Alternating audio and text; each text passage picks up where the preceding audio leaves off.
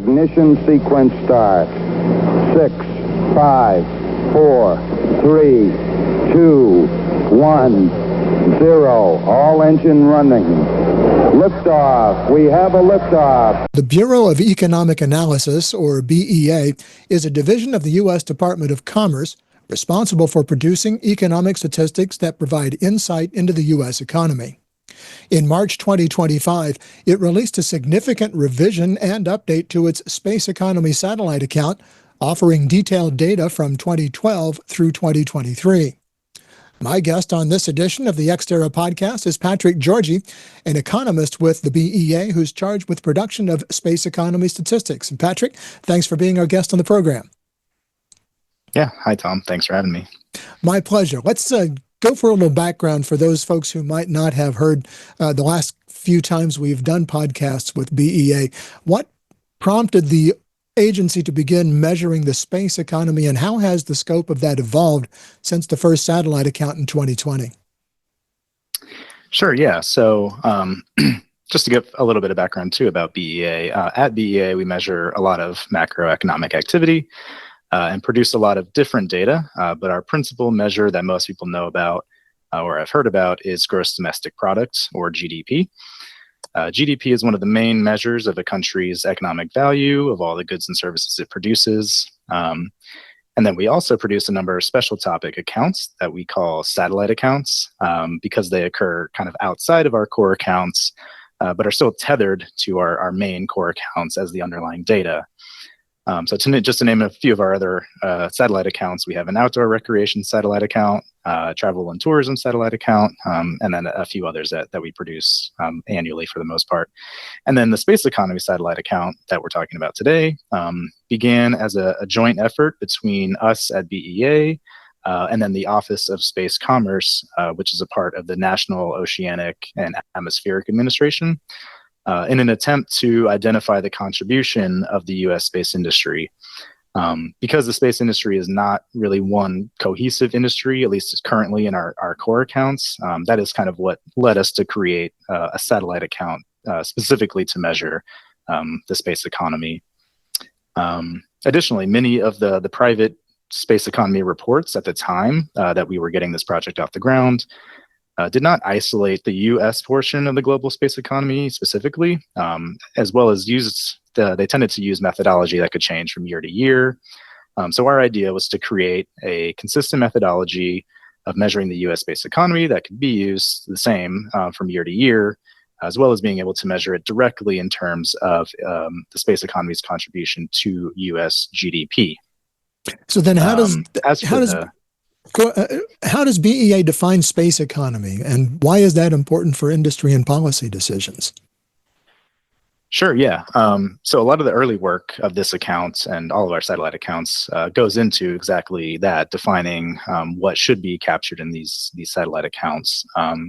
So for the space economy account, we met with industry experts and used some existing methodology that existed at the time to come up with three main definitions or criteria for what we would include in the space economy.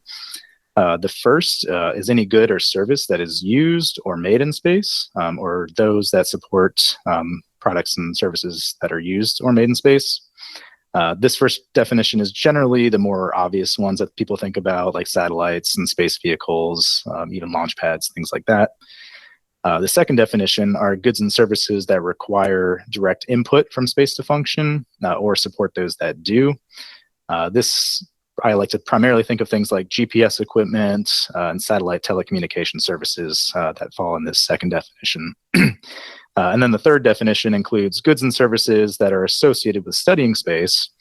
And the last category includes primarily things like research and development, but even things like space-related museums, such as your local planetarium, are included in that third category. And having these robust definitions gives us a framework to create consistent statistics from year to year, as I mentioned. And I think that's important so that users of our data know exactly what we're capturing in a given year. And these definitions may evolve as the industry evolves, but we're always going to be upfront about what those definitions are so that people know exactly what we're attempting to capture. Give us a quick walkthrough on how the BEA distinguishes between space for space and space for Earth activities. Sure, yeah. We have our kind of core definitions there, and using those, we established a list of products and services that we think fits into our definition. So we don't really distinguish, I think, directly between space for space or space for Earth explicitly, but we are capturing goods and services that fall within both definitions. But we tend to keep it to things that have a direct connection to space in one way, kind of like one step removed at least, or at most, I guess. Let's dig into the data just a little bit. What are some of the most surprising or maybe significant trends you're noticing from 2012 through 2023 in the data? Sure. Yeah, so I think one of the stronger trends that we've seen in this new time series has been the shrinking of the information sector as a share of total space economy GDP, which has primarily been driven by declines in the satellite television industry. We've kind of seen this happening for a few years now, and the decline seems to be strongest from about 2016 to 2022. But as of 2023, it looks like that decline has started to slow down. And what we think is that during this time, there was a shift in demand from satellite television to more Earth-based streaming services. However, within the information sector, we are starting to notice a slight uptick in satellite internet connections in the United States. So there's potentially room for that market to counter some of the declines within the satellite television industry. Sorry, I just had a couple other go ahead. Interesting areas, but yeah. So another area that's been seeing strong growth in recent years has been the manufacturing sector, specifically satellites, GPS equipment, and space vehicle manufacturing. And then kind of like the overall kind of big picture trends, there seems to be a decline in overall space economy real GDP from about 2017 to 2021.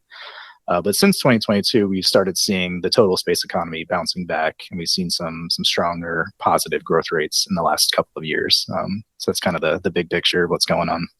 Is there an indication maybe that the recovery of the economy post-COVID, the inflation that we've experienced the last few years notwithstanding, is there some impact of that recovery, economic recovery, affecting what's going on in the space economy as well? Yeah, I would definitely believe so. I think, COVID had a huge impact across all industries and sectors, and I don't think the space economy was immune to that by any means. So potentially, yeah, I think some of that could be kind of due to just the general economic rebound since about 2022, late 2021. Our statistics are built on the total U.S. economy overall. So generally, when we see trends in the overall economy, we might see that reflected in the space economy as well.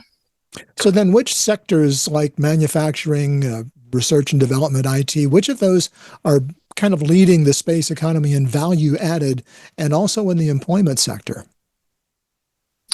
Yeah. So in terms of real value added, and just to clarify, because I keep saying real a lot, I feel like when I say real value added or real GDP, that just means that we've removed the effects of inflation from that particular estimate. So it's value added or GDP. So we do publish estimates both in current market dollars, but also in real dollars, which is kind of the economic gold standard to try and remove inflationary effects from value increases in a given period.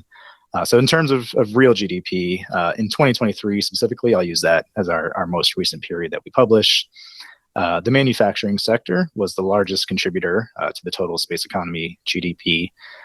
Following that was the government sector, and then following that was the information sector, which, as I mentioned, includes the satellite-based telecommunications primarily. And in terms of growth rates, like which of those are growing the fastest, in 2023, the government sector was actually one of the fastest growing sectors. Following government was professional and business services, which is where the private sector research and development is located. And then following those two, we saw some pretty significant growth in the manufacturing sector. So those are some of the big ones in terms of value added. In terms of employment, manufacturing was the largest contributor to total space economy employment in 2023, followed by the wholesale sector, actually, which is an interesting one, and then the information sector as well. And similarly, in terms of which ones were growing fastest, the total space economy employment saw an increase of 12,000 jobs in 2023, and we're seeing significant growth in the manufacturing and R&D sectors in terms of employment. Does that also include, Patrick, when you talk about the welders and concrete people and the people that are needed to build all the infrastructure for space? Is all of that included in that data? Yeah. So our data spans almost every industry that we produce statistics for at BEA. And construction is one of them. We get that question a lot, like the actual construction of a space port or space launch facilities, or the buildings that go into that belong in those like space related areas. All of that is included in these estimates. When you look at commercial space activity, and that's of course what the bulk of our audience is interested in, how do you compare that, and how has it grown relative to government spending over the past decade? Or are they just too intertwined that you can separate them out? They definitely are very intertwined, yeah. And we do separate them out, which you can kind of even see in our statistics, a line item for total private sector activity and total government activity. So yeah, I'm sure that you and your listeners have obviously noticed that there's been some high profile space activities that have been transitioning from the government sector to the commercial sector. But in the data, what we're actually seeing is that the government sector has been growing as a share of total space economy compared to the private sector. So government currently represents just about 1/4 of the total. So even despite that shift, though, the private sector is massively a major share of total space economy. It's about 75% of the total space economy GDP versus government's 25%. But there has been a kind of overall trend in the shift slowly moving. So relatively, we've seen government growing a little bit faster. But just to put it in perspective, so now it's 75-25. In 2012, our earliest year, the private sector was 78% versus the government's 22%. So not a major shift. So they are both growing kind of in tandem, but there's been a little bit relatively faster growth in the government sector that we've seen in the data. Are there specific technologies like launch systems, satellite, and data services that are driving most of the space GDP growth? So yeah, we don't really publish at a technology level. Okay. So from my perspective, I just kind of view it at like an industry level, since that's kind of how we publish it. But in speaking of in industry terms, I think we have been seeing a lot of driving growth from the manufacturing of satellites. That's been a pretty big one, as well as complete space vehicles. So this would be rockets and shuttles and things like that. The manufacturing of those kind of major space products has been a pretty significant driver of growth. And then research and development continues almost every year to be a pretty strong driver of growth, both in the government and private sectors. In many years, we've seen that as a significant contributor to total GDP growth. My guest is Bureau of Economic Analysis economist Patrick Georgi on the Xterra podcast. Take a moment right now to click subscribe to be sure you don't miss any of our podcasts, or if you're watching on YouTube, any of the videos from Xterra, the Journal of Space Commerce. And please consider becoming a paid subscriber. Whether you're a space professional or an enthusiast, paid subscribers have the first access to premium articles and podcasts focused on the new space economy. Just visit xterrajsc.com and help keep the Journal of Space Commerce independent as we chronicle, cajole, and, when necessary, critique the commercial space industry. Patrick, to what extent does BEA track downstream economic activity like broadband or Earth observation analytics? Yeah, so this is a great question and one that we get a lot. And I'll just, kind of go back to our core definitions. We tend to keep it pretty like first level in terms of having to directly be related to a space activity to be included in our estimates. But broadband, satellite broadband, we do capture that. And similarly, we would capture, I guess, what may be considered like the initial observation portion, or the goods and services that it took to get an Earth observation satellite up and sending information down to Earth. But like the analytics of that data, once it's earthbound, that's not really within our scope. We don't include that kind of activity. And that's similar for a lot of other activity. For example, we do include like the GPS component in our cell phones, but we don't include the entire cell phone. And then similarly, we don't include whatever activity that relies on that GPS information that you would have on your phone. One example we use a lot is like we wouldn't include the revenue of a rideshare driver, even though they're relying on the GPS equipment. But we don't include that kind of downstream activity. And I think this is where our estimates tend to differ a lot from a lot of the other like private industry reports that are out there. That we don't attempt to capture a lot of this activity that people consider downstream. We kind of keep it very first level, first line. It'll be interesting to see if that changes within BEA because now I know that when I get out of range of a cellular signal, my little satellite icon comes up and it becomes a satellite communications device. And it'll be interesting to see whether or not the BEA begins to take those things into account as it counts those statistics. Yeah, we're always receiving feedback on what we want to include, and that kind of activity gets mentioned a lot. A lot of people also mention that like the large portion of the whole financial system relies on satellite timing and internet and things like that. But we initially made that decision to kind of draw the line at that kind of first level for now. But yeah, potentially we may explore what our definitions might include. So then what role does the private sector play in feeding data into BEA statistics? Are companies sharing real numbers with you, do you think? I like to think so, yeah. So our space estimates, we hope so, yeah. Our space estimates are built on top of one of our products at BEA called our supply use tables, which measure kind of the ebbs and flows, the ins and outs of the entire economy.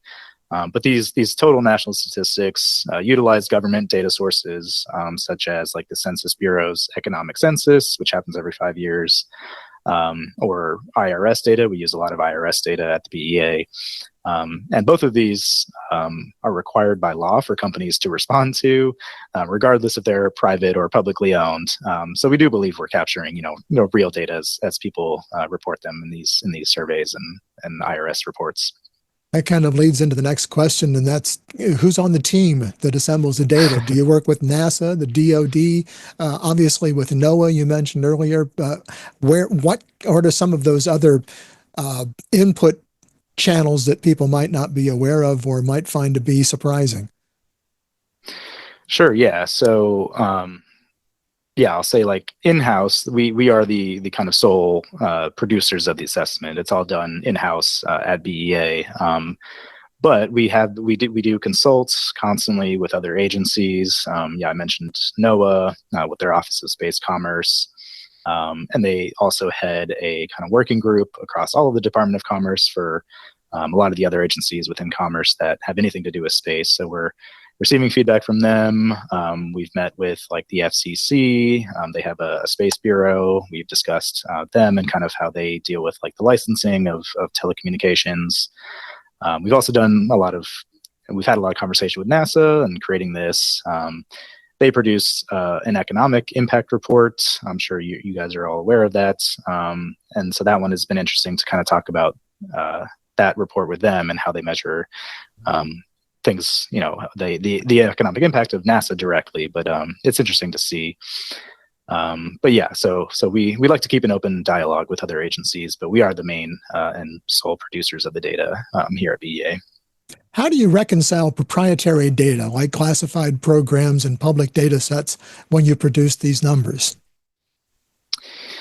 So as I mentioned, the space economy figures are built from BEA's kind of underlying supply and use and GDP by industry tables. And these are a collection of data that's public, proprietary, or classified, that all gets aggregated up. So it's not obvious that we're spreading classified information. But that reconciliation is happening at the total economy level before we get to the space economy estimates. So yeah, that all gets collected and reconciled together, and then we take our list of goods and services and we kind of take a slice of the total economy. So all of that proprietary and classified and public data is underlying within there. So yeah, classified like space programs would be included in the underlying data, but at an aggregated level. And we don't really have the level of detail to break out some of the more classified one. That is kind of one of our, sticking points. So we do try to capture what we can using kind of public budget documents. But that is potentially an area that we may not be, that we might be missing and it's kind of especially apparent in the government defense sector where, it can be challenging identifying how much value is allocated to certain highly classified projects. At the top of the program, I mentioned that you'd been revising the satellite account for space. What were some of the major changes that were included in that revision? And did you run into any particular challenges and innovations when you built that revised account? Yeah, so every year we do tend to go back and revise our space economy estimates. We usually, add on one new year based on new data that we have, and then we revise some of the older periods. And this year definitely faced a little bit more challenging, I think, incorporating those estimates, more challenges. At BEA, we have yearly updates of our national data and a lot of our other data too, but these updates incorporate the most detailed data that we have at an annual level, which we may not have when we're creating our monthly or quarterly estimates. So that's why we do these kind of once a year big annual updates. And then every 5 years, we do a larger comprehensive update and those could span a much longer time series. For example, our latest comprehensive update that we released from 2023 to 2024, we updated BEA data going all the way back to 1997. So that's just to kind of give an idea of what our updates look like and our revisions can look like at BEA. And then this year, specifically for the space estimates, we incorporated the results of both an annual update and a comprehensive update that BEA went through over the last couple of years to create our longest cohesive time series for the space economy. So now it spans 2012 to 2023. So this 12-year series is our longest, and it's all cohesive using the same price indices throughout the whole time series. So that was a pretty significant challenge that we faced this year, creating those revised estimates. How are policymakers using the space economy data, and how might that influence future investments or maybe regulations? Sure, yeah. So we don't like to direct anybody to do anything investment or regulation. Absolutely, I understand that. You're not going to go out and say buy this now. Right. I got it. But but I definitely can answer this. So what we've heard from data users who work in the policy world is that they look to this data and all BEA data for that matter for direct evidence of economic activity and how it can react to certain events. So I know one way that people have used BEA data in the past is potentially by looking at when like a certain policy was enacted and then how the economy may have reacted to that. And because this satellite account measures the space economy in a consistent manner and a methodology from year to year, we see it as a useful tool for policymakers to help guide any potential policy around future growth or investment. Even though, we tend to stay neutral on policy, but I think our consistency would be key there for policymakers. When you think about the report, this most recent one goes through 2023, and obviously here we are now, more than a quarter way through 2025. Do you find that when you talk with policymakers and things of that nature, are they more interested in the overall trends? Because obviously you're not able to keep up with what's happening last week. It's just the nature of the business. So is it more about the trends than it is the day-to-day? Yeah, I think that is kind of what our data tends to be useful for. Is looking at kind of overall trends, historically, obviously, and then I think our level of detail is also pretty unique. By breaking it out to the level that we do, I think with this latest release, we have about 100 line items, or I think it estimates to a little over like 71 industries. That's kind of where our data shine. I know there's, everybody always wants data faster and earlier, and that is definitely, a sticking point for a lot of BEA data, is that there is a lag. But that lag is because, we're attempting to collect a massive amount of detailed data and compiling it, in an efficient and accurate manner. So yeah, I know we are working to try and get this out faster too. We actually did accelerate the release of these space economy estimates by about 3 months this year. So that was another kind of challenge and innovation that we attempted to incorporate this year.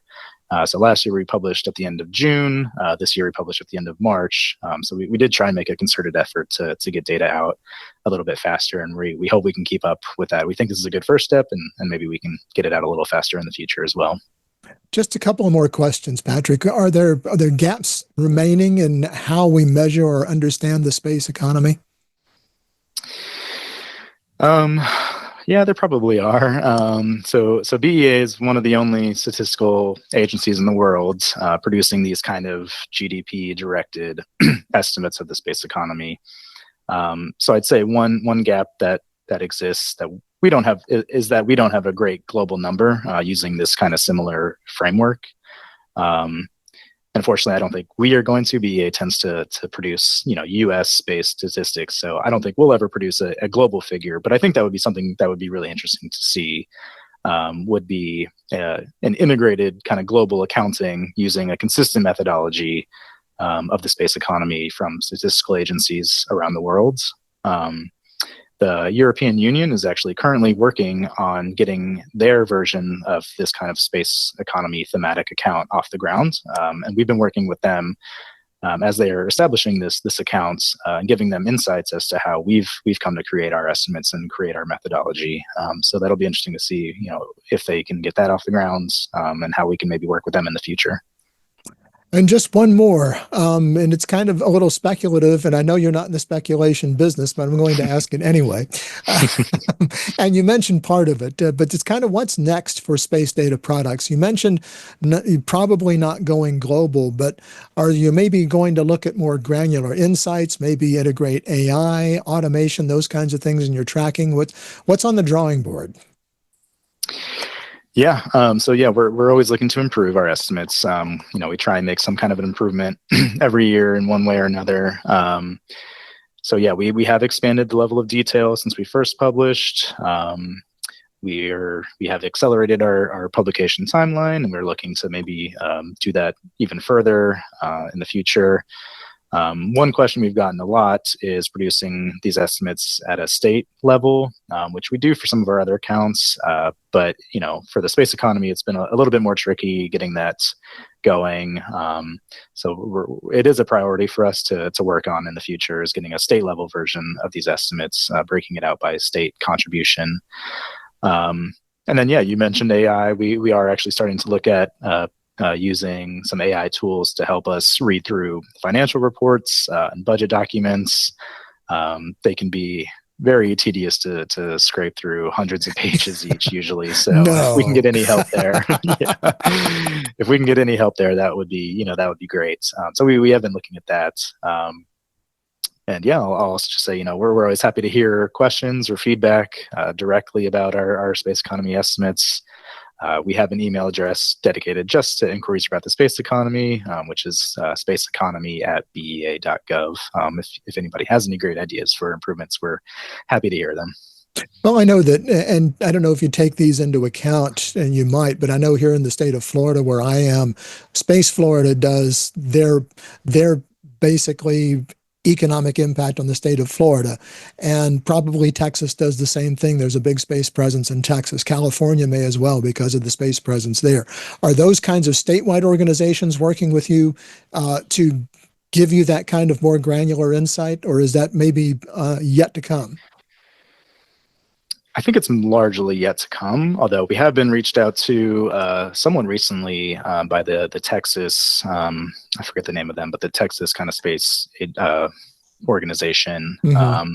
And as they are trying to kind of get their space economic imports off the ground, or maybe they already have some, but they're maybe looking to improve them. But yeah, we did hear from them and we were interested in working with them. And I think on our end, working with these, state level groups would probably be a good practice in figuring out how we might want to ultimately end up breaking these out by the state level. And yeah, we have been looking at, specifically like Florida and Texas and California as some of the states to kind of start drilling into to see what their contribution is, kind of to get a baseline maybe for what our state estimates ultimately might look like. My listeners in New Mexico with Spaceport America I would be remiss if I didn't mention that one as well. You're right. In New Mexico, I was actually looking at their website last week. They are doing a lot of stuff down in New Mexico, which is really interesting. Yes, they are. Patrick, we're out of time. Thank you so much for joining me today. It's been an interesting conversation as always. Yeah, thanks so much for having me. I'm happy to be here. Patrick Georgi is an economist with the U.S. Bureau of Economic Analysis. And that's going to do it for this edition of the Xterra podcast. You can subscribe to the audio version of the podcast on Spotify, Apple Podcasts, Audible, and many other popular podcasting platforms. Be sure to click subscribe so you don't miss any of our podcasts or any of our other videos. You can get daily updates on space commerce by subscribing to the Journal of Space Commerce on Substack at www.xterrajsc.com. And be sure to connect with us on LinkedIn and follow us on X at XterraJSC. And please consider becoming a paid subscriber. Whether you're a space professional or an enthusiast, paid subscribers have first access to premium articles and podcasts focused on the new space economy. Just visit xterrajsc.com and help keep the Journal of Space Commerce independent as we chronicle, cajole, and, when necessary, critique the commercial space industry. Until next time, I'm Tom Patton. Thanks for joining us. I wanna go faster, hands in the air, we're gonna crash, searching for the answers, my Galileo, the proof is looking glass, that's for reason, our dreamer's eyes we gaze into, a sense of purpose known by view, like finding one